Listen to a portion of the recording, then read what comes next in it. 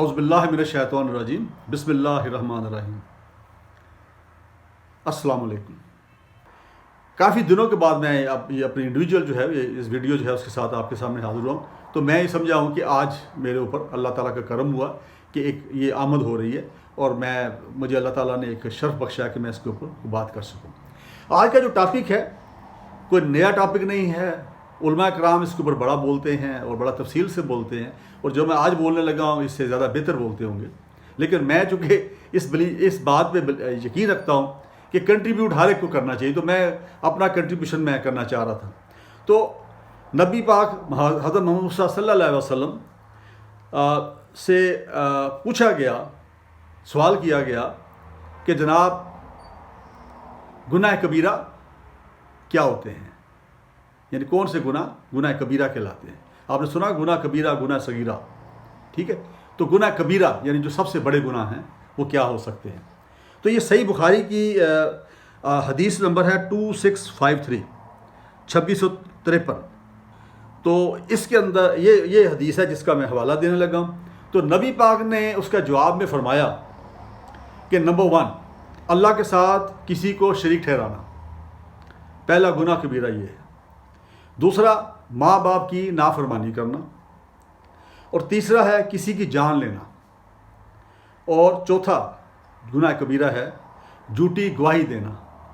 تو یہ 4 اس حدیث کے اندر بیان کیے گئے، جس کا میں نے حوالہ بھی آپ کو دے دیا صحیح بخاری سے۔ اب اس کو تھوڑا چونکہ میرا نالج زیادہ نہیں، تو میں پریکٹیکل انداز میں جو میری سمجھ میں آتا ہے میں بیان کرنے کی کوشش کرتا ہوں، اور کوشش کرتا ہوں کہ آپ تک کنوے کر سکوں۔ تو پہلا ہے اللہ کے ساتھ کسی کو شریک ٹھہرانا۔ اب اس پہ مختلف مسالک کے اندر بحث چلتی رہتی ہے، اور اس کے اوپر کئی بار ذکر ہوتا ہے جی کہ کوئی فلاں کام کرے تو آپ نے شرک کر دیا ہے، فلاں کام کرے تو شرک کر دیا، اس طرح کے مختلف علماء کرام اپنے اسکول آف تھاٹ کے مطابق وہ بیان کرتے رہتے ہیں۔ پھر بدعت کا بڑا ذکر ہوتا ہے کہ جی دین کے اندر کوئی نئی چیز یا نئی اختراع پیدا کرنا وہ بھی بدعت ہے جی، مطلب دین کے اندر اضافہ کیا گیا ہے۔ تو میں اس میں آپ نے دیکھا کہ میں کنٹروورشل چیزوں میں نہیں جاتا ہوں۔ میں صرف مسلمان ہوں، نہ میں شیعہ ہوں، نہ میں سنی ہوں، نہ میں وہابی ہوں، نہ میں دیوبندی، نہ میں بریلوی، نہ میں اہل حدیث، جو مسالک ہیں میں کچھ بھی نہیں۔ میں کوشش کرتا ہوں، میں فرشتہ نہیں ہوں، لیکن میں کوشش کرتا ہوں کہ میں مسلمان رہوں۔ اور مسلمان جو ہے وہ کیا کرتا ہے، وہ 2 چیزوں سے آپ کہہ لیں علم حاصل کرتا ہے۔ پہلا قرآن پاک جو اللہ کا کلام ہے، خالق کائنات کا کلام ہے، اور ڈائریکٹ اللہ نے ہم سے خطاب کیا ہے، اور اپنے نبی پاک حضرت محمد صلی اللہ علیہ وسلم جو خاتم النبیین ہیں ان کے ذریعے ہم تک پہنچایا۔ اور اس کے بعد اس قرآن کے مطابق نبی پاک حضرت محمد صلی اللہ علیہ وسلم نے اپنی زندگی بسر کی۔ تو نبی پاک حضرت محمد صلی اللہ علیہ وسلم جو ہیں ان کی جو لائف ہے وہ قرآن پاک کے مطابق، قرآن مجید کی جو روح ہے اس کے مطابق ہے۔ نمبر 1 کلام اللہ، خالق کا حکم ہے، ٹھیک ہے جی، کون چیلنج کر سکتا ہے۔ اور دوسرا کہ نبی پاک کی جو انہوں نے فرمایا اور جو انہوں نے کر کے دکھایا، اور اس کی اوتھینٹیکیشن جو ہے ہمیں قرآن پاک میں ملتی ہے کہ ایک جگہ پہ کہا گیا کہ نبی اپنی مرضی سے نہیں بولتا، جو اس کو بولنے کے لیے کہا جاتا ہے وہی بولتا ہے۔ تو اوتھینٹیکیٹ کر دیا اللہ تعالیٰ نے کہ نبی پاک حضرت محمد صلی اللہ علیہ وسلم جو بولیں گے وہ عین ایک طرح سے اجازت ہے اللہ تعالیٰ کی طرف سے۔ پھر ایک اور مقام پہ اس کا ترجمہ بیان کر دیتا ہوں کہ اور چونکہ ہمارے ہاں یہ لفظ استعمال ہوتے ہیں، تو اللہ تعالیٰ نے فرمایا جو کہ قرآن پاک میں اندر ہے کہ نبی تمہیں جو کرنے کو کہیں وہ کرو، جس سے باز رکھیں اس سے باز رہو۔ اس کے علاوہ اور بھی کئی مقام پہ اس کا تائید ملتی ہے، بار یہ میں نے موٹی بیان کر دی کہ جس سے یہ اوتھینٹیکیٹ ہوتا ہے کہ نبی پاک جو فرماتے رہے، جو وہ کرتے رہے، وہ عین اللہ تعالیٰ کے احکامات کے مطابق تھا، اور وہ قابل اطاعت ہے ہمارے لیے، بلکہ لازم ہے کہ ہم اس پہ اطاعت کریں، اس پہ عمل کریں۔ یعنی انہوں نے کہا نا نبی جو کرنے کو کہیں اس سے وہ کرو، جس سے باز رکھے اس سے باز رہو، یہ حکم ہے۔ اب جب حکم آ گیا تو ظاہر بات ہے حکم کس کا ہے، اللہ کا، قرآن پاک کے اندر اس کا ذکر موجود ہے۔ تو اس لیے نبی پاک کی زندگی میں جو انہوں نے فرمایا اس کو ماننا، اس کے اوپر پابندی کرنا لازم ہے ہر انسان کے لیے۔ میں مسلمان نہیں کہہ رہا، کیونکہ نبی پاک محمد صلی اللہ علیہ وسلم جو ہے ان کا اعجاز یہ ہے کہ وہ قیامت تک کے لیے آئے ہیں، اور تمام اقوام کے لیے آئے ہیں. تو اس لحاظ سے جو کوئی طاقت ہے، جو بڑائی ہے، جو اختیار ہے، وہ کس کے پاس ہے؟ اللہ کے پاس. اور جو اگر کسی اور سے منسوب اس کو کرتا ہے، چاہے وہ کسی کے ساتھ کرتا ہے، وہ شرک ہے. بس سمپل از ٹیسٹ. دیکھیں، زندگی موت اللہ کے ہاتھ. یہ میں نے بتایا جو طاقت ہے ہماری، یہ میں انگلیاں ہلا رہا ہوں، یہ میری طاقت نہیں ہے، یہ اختیار مجھے اللہ نے دی ہے. اللہ نے اگر کسی کو زیادہ طاقت دے دی ہے کسی خاص وقت پہ، خاص موقع پہ، کوئی خاص کردار اس سے لینے کے لیے یا خاص رول پلے کرنے کے لیے، تو وہ بھی اللہ نے ہی دیا اس کو. اسی طرح غیب کے علم کی بات ہوتی ہے. میری ایک الگ ویڈیو پڑی ہے جس کے اوپر میں نے تفصیل سے بات کی ہے. مختصر یہاں پہ کہتا ہوں کہ جو غائب کا علم ہے یا جو بھی علم ہے، غائب کا علم اور باقی علوم بھی جتنی دنیا کے ہیں، وہ سارے کس کی ہیں؟ اللہ تعالیٰ کے. اب اللہ تعالیٰ جب چاہیں، جس وقت چاہیں، جس کو چاہیں، جتنا علم چاہیں وہ دے سکتے ہیں اور دیتے ہیں. لیکن اللہ دیتے ہیں، اپنے بندوں کو دیتے ہیں طاقت. اللہ جس کو چاہے جس کو طاقت دے دے. اب اس میں یہ طاقت اللہ تعالیٰ کسی وقت میرے جیسے گناہ گار کو بھی دے سکتے ہیں، ٹھیک ہے نا. اگر اس کی ضرورت ہو، اللہ تعالیٰ محسوس کریں تو مجھے دے سکتے ہیں، آپ کو دے سکتے ہیں، کسی اے بی سی کو دے سکتے ہیں. لیکن کچھ ڈکوسلا بھی ہوتے ہیں نا، کچھ لوگ ایسے ہوتے ہیں جو کہتے ہیں جی کہ ہوتے نہیں، اللہ کی طاقت ان کے پاس ہوتی نہیں ہے اور ہوتی بھی نہیں ہے طاقت، وہ کلیم کرتے ہیں، تو ان کو ہم ڈبہ پیر کہتے ہیں نا. تو بہرحال شرک صرف یہ ہے کہ اللہ کے جو اختیارات ہیں، جس میں غیب کا علم، جس میں کسی کے ساتھ جو بھی کچھ ہونا ہے اس کے بارے میں بتانا، یہ سارا اللہ کے پاس ہے، اللہ کا علم ہے. اس کے علاوہ اگر ہم کسی سے منسوب کرتے ہیں تو وہ شرک ہو جاتا ہے. ٹھیک ہے، تو کیونکہ اللہ کا کام ہے نا یہ. تو اس لحاظ سے میں نے شرک کو واضح کر دیا کہ اللہ کے مقابل کسی کو کھڑا کرنا، چاہے وہ دیوتا ہو، چاہے وہ سو کالڈ پیر ہو. اگر پیر اچھا ہے، ولی اچھا ہے، صحیح پیر ہے، صحیح ولی ہے. اگر صحیح ولی ہے، صحیح پیر ہے، پیر ہوتا کون ہے؟ ولی ہوتا کون ہے؟ استاد، دینی استاد. آپ کو دینی معاملات میں رہنمائی کرتا ہے، دنیاوی معاملات میں بھی رہنمائی کرتا ہے. وہ اس کو ہم کہتے ہیں ولی. یعنی جو آپ کا، یا صوفی کہہ لیں، آپ کو صوفی کا لفظ بھی استعمال ہوتا ہے، عام زبان میں بزرگ کہہ دیتے ہیں. تو وہ اپنے علم جو اللہ نے اس کو عطا کیا، اگر واقعی اس کے پاس علم ہے تو، اور اپنی سمجھ کے مطابق وہ ہمیں گائیڈ کرتا ہے. ہمارے اپنے جو ساتھی ہیں اس کے ساتھ، جو اس کے پاس جن کے ساتھ اٹھنا بیٹھنا ہوتا ہے، وہ اس کو گائیڈ کرتا ہے. تو وہ جو ہے وہ گائیڈنس الگ ہے. لیکن اگر وہ چیلنج کر رہا ہے کس کو؟ اگر وہ چیلنج کر رہا ہے اللہ کے اختیارات کو، یا اس کے اندر شریک ہو رہا ہے، یا پھر نبی پاک کے جو احکامات اس کو چیلنج کر رہا ہے، تو وہ مناسب نہیں ہے. اللہ کے اختیارات کو جو بھی چیلنج کرے گا اور اس میں شریک ہوگا، وہ شرک ہے. سو سمپل از دس. اس کو میں شرک سمجھتا ہوں سادہ زبان میں. تو آگے جو ہے کہ آپ بہتر سمجھ سکتے ہیں. دوسرا کبیرہ گناہ کیا ہے؟ یعنی یہ کبیرہ گناہ وہ ہیں جن کی معافی نہیں، سب سے بڑے گناہ. معاف تو ہے اللہ تعالیٰ کسی کو بھی کر سکتے ہیں. یہ ذہن میں رکھ لیجئے کہ بعض کا ہمارے منہ سے نکل جاتا ہے، بعض کا کوئی بڑے بڑے عالم جو ان کے منہ سے بھی نکل جاتا ہے کہ یہ اللہ معاف نہیں کرے گا. تو یہ کیا ہے؟ یہ بھی شرک ہو گیا نا. بھائی اللہ کا اختیار ہے نا کہ کسی کو معاف کرنا ہے یا نہیں کرنا. ہم اللہ کے اختیارات کو کرٹیل نہیں کر سکتے. ہم اللہ کے اختیارات کو اپنی مرضی کے مطابق پابند نہیں کر سکتے. اللہ کے احکامات کو یا اللہ کو ہم نعوذ باللہ ہم پابند نہیں کر سکتے کہ وہ یہ نہیں کرے گا یا یہ کرے گا. یہ اللہ نے کرنا ہے. جب جو کام اللہ نے کرنا ہے، دیکھیں ایک میں ہوں بیٹھا ہوں، ایک اور شخص ہے، ایک چیز کسی اور کے کرنے کی ہے، تو اگر اس کے بارے میں یہاں دنیاوی طور پر اگر ثابت کرنا چاہ رہا ہوں کہ میں ہوں، ایک اور شخص ہے، اور میں جو ہے اس کے بارے میں کہتا ہوں کہ وہ یہ نہیں کر سکتا، تو میں اس کو چیلنج کر رہا ہوں نا. تو وہ تو برابر ہے نا، انسان ہے دونوں ہم. کہاں خالق، کہاں ہم مخلوق، ادنا مخلوق جن کو اگلے سانس کا پتہ نہیں ہے، وہ یہ کہے کہ جی یہ اللہ نہیں کرے گا. کئی لوگ کہتے ہیں کہ یہ گناہ اللہ معاف نہیں کرے گا جی. تو آپ تو پھر چیلنج کر رہے ہیں نا. اللہ کے اختیارات لامحدود ہیں، ٹھیک ہے نا. اللہ اکبر، اللہ سب سے بڑے ہیں. تو اس پہ اوپر قدغن ہم لگا رہے ہیں نا. تو یہ بھی میرا خیال ہے تھوڑا بہت اس کو اوائڈ کرنا چاہیے میں فتویٰ نہیں دے رہا کہ شرک ہے، لیکن یہ اس سے قریب قریب آتا ہے، تو اس سے ہمیں اوائڈ کرنا چاہیے۔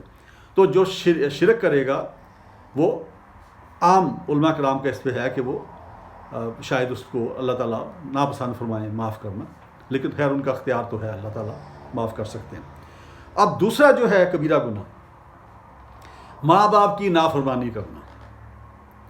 اب ماں باپ کے وہ احکامات جو ماں باپ جو ہیں شریعت کے خلاف دیں، کسی کو مذہب کے خلاف دیں، ٹھیک ہے، کسی کو کہیں بھی کہ تم مذہب چھوڑ دو، اسلام چھوڑ دو اور فلانا مذہب اختیار کر لو، اب وہ اگر نہیں مانتا تو وہ نافرمانی نہیں ہے۔ لیکن ماں باپ کے ساتھ سخت بولنا، ایون دین کہ اگر وہ کوئی اس طرح کا حکم بھی دے رہے ہوں جو ناجائز ہو تو آپ اس کو نہ مانیں، ٹھیک ہے نا، یا نرم مزاجی کے ساتھ پیار سے دبی زبان میں ان کو سمجھانے کی کوشش کریں، اور ساتھ اللہ تعالیٰ سے بھی دعا کریں کہ اللہ تعالیٰ ان کو ہدایت دے۔ پھر بھی ان کے اوپر غصہ کرنا، کئی لوگ گالی گلوچ بھی کر دیتے ہیں، اور آج کل کے واقعات میں دیکھنے میں آتا ہے سم ٹائم ماں کو مار رہے ہوتے ہیں، ٹھیک ہے نا۔ یہ اختیار کبھی بھی نہیں ملا کسی بھی شخص کو، چاہے ماں باپ کافر بھی ہوں، اور ان کے اوپر سختی کا اختیار ہمارا دین نہیں دیتا، ان کے ساتھ زیادتی، ان کے ساتھ بد کلامی کا اختیار ہمارا دین نہیں دیتا۔ ہاں، ان کا جو اگر کفر کی کو وہ بات کرتے ہیں اور کہتے ہیں کہ اس پہ عمل کریں تو وہ آپ نہ کریں، اور اگر سمجھا سکتے ہیں، میں نے جیسے پہلے کہا، آپ نرم زبان سے ان کو سمجھائیں، کوشش کریں کہ وہ بھی رائے راست پہ آ جائیں۔ تو اس کے علاوہ ماں باپ، ماں کے پاؤں کے نیچے جنت ہے جی، کیوں جنت بنائی؟ ماں کے پاؤں کے نیچے، کیونکہ ماں 9 مہینے آپ کو پیٹ میں رکھتی ہے اور وہ ساری تکالیف برداشت کرتی ہے۔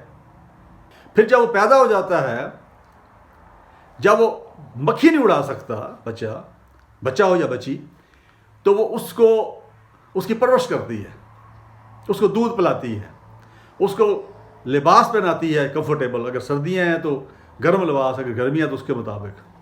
پھر رات کو جب وہ اس کا پیشاب نکل جاتا ہے، کچھ اور چیز ہوتی ہے، تو بستر اگر گیلا ہو جاتا ہے تو اس گیلی جگہ پہ خود لیٹ جاتی ہے، اور اس کو خوش جگہ پر بچے کو لٹاتی ہے کہ اس کو تکلیف نہ ہو، آرام سے سکون سے سو سکے، اور خود ساری رات وہ اس کی ملازمہ بن کے رہتی ہے۔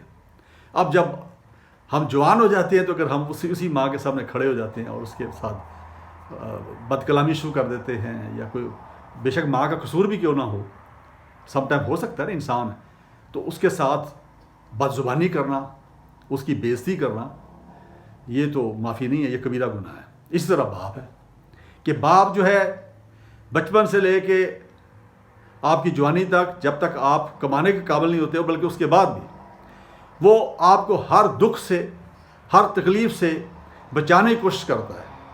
میں جو وکیل ہوں، میں نے دیکھا کئی کیسز کے اندر باپ جو آ کے پریشان بیٹھے ہوتے ہیں، رو رہے ہوتے ہیں، بچہ ان کا پھنس گیا ہوتا ہے کسی کیس کے اندر یا کسی مسئلے کے اندر، اور وہ بیچارے رول رہے ہوتے ہیں پولیس اسٹیشنز کے اندر، عدالتوں کے اندر۔ وہ کون سی چیز ہے جو ان کو مجبور کرتی ہے؟ کیونکہ باپ، اسی وجہ سے مقام ہے باپ کا، ٹھیک ہے۔ اور باپ جو ہے مرنے تک، مجھے اپنے والد صاحب یاد آتے ہیں نا، کہ میرے والد صاحب جو ہیں ریٹائر ہو گئے، اور اس کے بعد میں جب بھی ان سے ملتا، کیونکہ وہ دوسرے ضلع میں ہمارے گاؤں میں رہتے تھے، تو ان کو میں ملنے جاتا جب بھی، تو اتنی شفقت، اتنی محبت، اور انہوں نے چھوٹی چھوٹی باتیں کرنی میرے ساتھ، ٹھیک ہے۔ اس کے بعد جب میں نے چلنے لگنا تو بلیو می کہ گاڑی تک چھوڑنے آ رہے، کئی بار میں نے منع کرنا کہ مجھے اچھا نہیں لگتا، میں گناہ گار ہو جاؤں گا، لیکن نہیں، ان کی محبت یہ کون سی چیز ہے؟ اسی وجہ سے باپ کا مقام ہے۔ تو جو ماں باپ کے ساتھ نافرمانی کرے گا اس کی، یعنی وہ جائز باتیں جو ماں باپ کہتے ہیں اس کے ساتھ نافرمانی کرے گا، تو وہ بھی گناہ ہے، کبیرہ ہے اس حدیث کے مطابق۔ اب آ گیا تیسرا ہے کہ کسی کی جان لینا۔ اب جان لینا ناحق ہوتی ہے نا، جیسے دیکھیں، ایک تو جان لینا ہوتا ہے کہ جہاد ہے، جہاد فرض ہو گیا ہے مسلمانوں پہ۔ اب جہاد کون کر سکتا ہے؟ جہاد اسلامی اسٹیٹ اس کا اعلان کرتی ہے، انڈیویجول بندہ خود جہاد کا اعلان نہیں کر سکتا، چونکہ اجتماعیت ہے نا۔ اور ریاست مدینہ جب بن گئی تھی تو وہاں پہ جو ریاست مدینہ میں پہلے نبی پاک کی زندگی میں اور اس کے بعد خلفائے راشدین اور بعد میں جو بھی خلیفہ آئے، تو وہ جو اعلان کرتے تھے، ایک اسلامک اسٹیٹ اعلان کرتی تھی کسی کے ساتھ جہاد، تو اس وقت جہاد فرض ہے. پہلی چیز میں یہ وضاحت کر دوں. اچھا، اب کسی کی جان ناحق لینا، ناحق کیا ہوتا ہے؟ جیسے ہم قتل کر دیتے ہیں نا، عام طور پہ ہمارے ہاں دائیں بائیں آپ خبروں میں پڑھتے رہتے ہیں کہ فلاں نے فلاں کو قتل کر دیا، فلاں نے فلاں کو قتل کر دیا. تو کہتے ہیں کہ جو ایک شخص جو ہے اس کا قتل کرتا ہے، اس کی جان لیتا ہے، تو اس نے گویا پوری انسانیت کی جان لے لی. یہ بہت بڑا گناہ ہے، یعنی پوری انسانیت. بے شک ہم جائز ہوں، ہمارے ساتھ کسی نے اتنی زیادتی کی ہو، ہمارا کوئی اس نے قتل کر دیا ہو، اس کا بدلے کا اختیار ضرور ہے، لیکن تھرو اسٹیٹ. اب دیکھیں نا، ہمارے یہاں قوانین بن گئے ہیں، عدالتیں موجود ہیں، اسلامک اسٹیٹ ہے بہت ساری، اس کے اندر اسلامی قوانین ہیں، اس کے مطابق وہاں پہ سزائیں ملتی ہیں ان کو نا، جو قصوروار ہوتا ہے، اور اس کو سزائے موت بھی اس کے اندر ہو سکتی ہے. تو اس لیے کسی کو کی جان لے لینا ناحق، اگر اب جیسے ہمارے فوجی ہیں، فوجی جوان، جب اسٹیٹ کی طرف سے ان کو مختلف ڈیوٹیاں سونپی گئی ہیں، یا پولیس افسر ہمارے ہیں، مختلف ڈیوٹیاں ان کو سونپی گئی ہیں، اور وہاں پہ کرمنلز کے ساتھ اگر مقابلہ کرتے ہوئے اپنی جان کی بھی حفاظت کرتے ہوئے، کیونکہ ظاہر ادھر سے بھی فائرنگ ہو رہی ہے، ادھر سے پھر کرنی پڑتی ہے، اس پہ جو لوگ مرتے ہیں تو وہ اس پہ شامل نہیں ہیں. یا اسٹیٹ کی طرف سے اگر وار ڈکلیئر کر دی جائے، اور وہ لوگ جن کو وار کے لیے آتھورائز کیا جائے اسٹیٹ کی طرف سے، ہر بندہ نہیں کہ ہاتھ میں ویپن پکڑے پھر رہا ہے، نو، جن کو آتھورائز کیا اسلامک اسٹیٹ کی طرف سے کہ بھئی یہ وار میں حصہ لیں گے، اور اس کے بھی پھر حدود و قیود مقرر کر دیا. آپ نے دیکھا نا فتح مکہ کے اندر، جب فتح مکہ ہوئی تو نبی پاک نے اس کا اعلان کر دیا نا کہ کیا کرنا ہے. انہوں نے کہا کہ جو ابو سفیان جو کہ اس وقت مسلمان ہو گیا تھا، اس کے گھر میں پناہ لے گا، اس کو پناہ. جو اپنے گھر میں رہے گا اور باہر مقابلے کے لیے نہیں آئے گا، اسلامی فوج کا مقابلہ نہیں کرے گا اور ہتھیار بند ہو کے نہیں آئے گا، اس کو بھی پناہ. پھر بوڑھے جو ہیں بشرطے کو مقابلے میں نہ آئیں، بوڑھوں کو نہیں مارا جائے گا، خواتین کو نہیں مارا جائے گا، بچوں کو نہیں مارا جائے گا، درخت نہیں کاٹے جائیں گے، فصلوں کو نقصان نہیں پہنچایا جائے گا. یہ ایک ضابطہ حیات. آپ دیکھیں، آپ ہمارے آج کل یونائٹڈ نیشن میں آ جاتا ہے نا جی کہ وار جو ہے، اس وار کے جو کرائمز ہیں، وار کے دوران جو غلطیاں کی جاتی ہیں، اس کو ڈیفائن کیا گیا یونائٹڈ نیشن کے چارٹر کے اندر نا، اور وار کرائمز کے باقاعدہ ایک لا بنے ہوئے نا. اب آج سے کئی سو سال پہلے نبی پاک نے یہ ہمیں دے دیا تھا بارو، ٹھیک ہے نا. تو اس لیے نبی پاک کو سب سے بڑا مقنن کہا جاتا ہے ہسٹری کا، اور یہ ہم مسلمان نہیں کہتے، دوسری قومیں بھی مانتی ہیں اس کو، ٹھیک ہے. تو یہ انہوں نے ضابطہ اخلاق دے دیا، کوڈ آف ایتھکس دے دیا. تو اب جو جان لیتا ہے، جو کسی کو قتل کرتا ہے، وہ اس نے گناہ کبیرہ کیا، وہ پوری انسانیت کا قتل کر دیا. تو اس کی پھر جو سزا ہے، اللہ تعالیٰ چاہیں تو معاف بھی کر سکتے ہیں. میں پہلے اسی چیز کر، لیکن وہ یہ فیصلہ اللہ کا بار، لیکن اس حدیث کے مطابق وہ گناہ کبیرہ ہے. اب چوتھا گناہ اور آخری، جھوٹی گواہی دینا. جھوٹ کے اوپر تو آپ نے دیکھا نا بڑا زور دیا گیا. آپ کو ایک حدیث اور بھی ہے کہ ایک شخص آیا نبی پاک کے پاس، بڑی مشہور حدیث ہے، خبر مشہور بھی ہے، بہرحال خبر متواتر بھی ہو گیا. حدیث کے اندر مختلف کیٹیگری ہے نا. ایک خبر واحدہ ہے جو کسی ایک صحابی نے روایت کی، ٹھیک ہے. ایک خبر مشہور ہے جو ایک نے روایت کی لیکن بڑی مشہور رہی اور اس نے کسی نے اس کی تردید نہیں کی. ایک ہے خبر متواتر کہ جس کو ایک صحابی نے نہیں بلکہ کئی صحابہ نے اس کو اپنے اپنے ٹائم پہ مختلف یعنی مجلسوں کے اندر بیان کیا، تو وہ بھی اوتھینٹک ہے، ٹھیک ہے نا. اور پھر ایک قسم ہے تقریر کی. حدیث کے اندر ایک قسم ہے تقریر. تقریر وہی ہے کہ نبی پاک نے کسی کو کوئی کام کرتے ہوئے دیکھا، آپ نے نہ اس کو منع فرمایا اور نہ ہی اس کی تائید کی. اس کو کہتے ہیں تقریر. اس کا مطلب یہ کہ وہ جائز ہے، کیونکہ نبی پاک جو تھے وہ روک دیتے تھے. کوئی کام اگر سمجھتے تھے غلط ہے تو اس کو روک دیتے تھے. تو یہ بھی آپ جانتے ہیں کہ حدیث جو ہے وہ بیان کرنے کے لیے جو کنڈیشن ہے وہ نمبر 1 تابع صحابی ہو. صحابی کون ہے؟ جس نے زندگی میں کم از کم ایک بار نبی پاک سے ایمان کے ساتھ ملاقات کی اور ان کو کچھ کہتے یا کرتے ہوئے دیکھا ہو. اور پھر اس کے بعد آتا ہے تابع. تابع کون ہے؟ سیکنڈ کیٹیگری، جس نے زندگی میں ایک بار کم از کم ایمان کی حالت میں کسی صحابی رسول سے ملاقات کی ہو اور ان سے نبی کے حوالے سے کوئی بات سنی ہو۔ اور پھر تبع تابع، یہ تیسری ڈگری ہے۔ تبع تابع وہ ہے کہ جس نے زندگی میں ایمان کے ساتھ ایک بار کم از کم کسی تابع سے ملاقات کی ہو اور اس تابع نے ان کو حوالہ دیا ہو کہ جی فلاں صحابی نے یہ بیان کیا تھا ان کے سامنے۔ تو یہ تین طرح کے لوگ جو ہیں روایت کر سکتے ہیں، لیکن زیادہ تر روایات آپ نے دیکھا ہوگا صحابیوں کی ہی ہیں جو ہمیں ملتی ہیں۔ تو چوتھی جو ہے جھوٹی گواہی دینا ہے۔ جھوٹ جو ہے اس کے اوپر یہ بڑا ظلم ہوتا ہے، اور نبی پاک سے کسی نے کہا جی کہ میں ایک گناہ چھوڑ سکتا ہوں، آپ مجھے حکم دے دیں، میں سارے 3 4 5 گناہ وہ کرتا تھا۔ تو آپ نے کہا جھوٹ بولنا چھوڑ دو، تو اس نے کہا ٹھیک ہے۔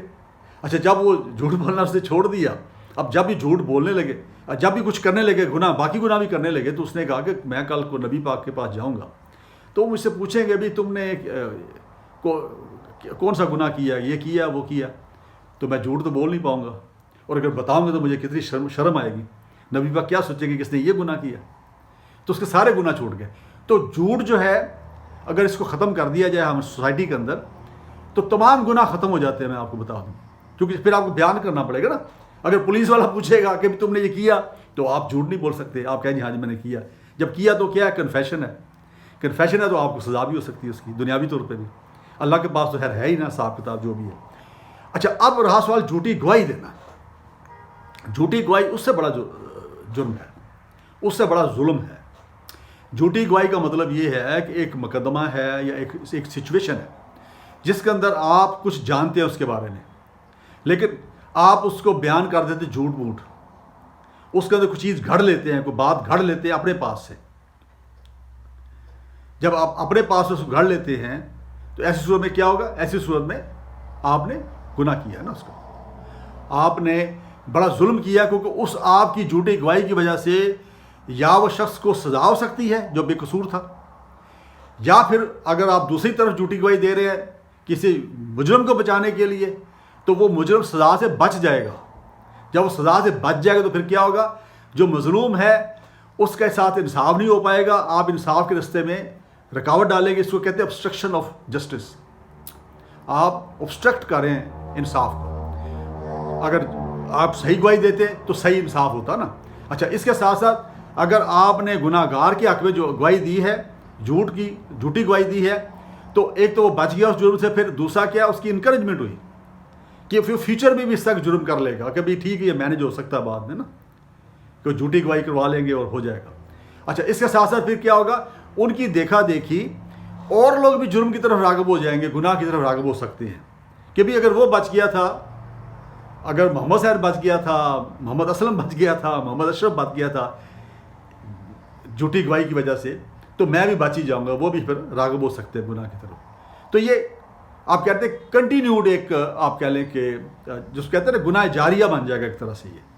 تو جھوٹی گواہی جو ہے یہ گناہ کبیرہ ہے اس حدیث کے مطابق، اور اس سے کیا ہوتا ہے؟ اس سے معاشرے کے اندر بگاڑ پیدا ہوتا ہے، اخلاق کا بیڑا گرک ہو جاتا ہے، اور ناانصافی کا دورہ ہو جاتا ہے۔ جہاں ناانصافی ہو وہاں پہ سوسائٹی نہیں ہوتی، پھر جنگل کا قانون ہوتا ہے نا۔ گناہ کبیرہ میں نے آپ کے سامنے بیان کر دی، اپنی سمجھ کے مطابق اس کو میں نے تھوڑی تفصیل اس کی بیان کر دی، اور مجھے اپنی دعا میں یاد رکھی۔ پھر کسی اور ٹاپک پھر دوبارہ بات کریں گے۔